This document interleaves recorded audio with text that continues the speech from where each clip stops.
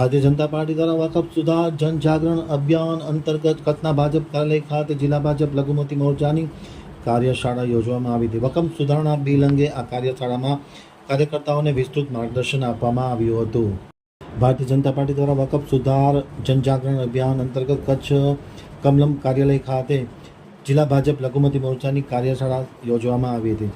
જિલ્લા ભાજપના અધ્યક્ષ દેવજીભાઈ વર્ચનના વડપણ હેઠળ આ કાર્યશાળા યોજવામાં આવી હતી. ભારત સરકારના વકફ સુધારણા બિલ અંગે જરૂરી માર્ગદર્શન આપવામાં આવ્યું હતું.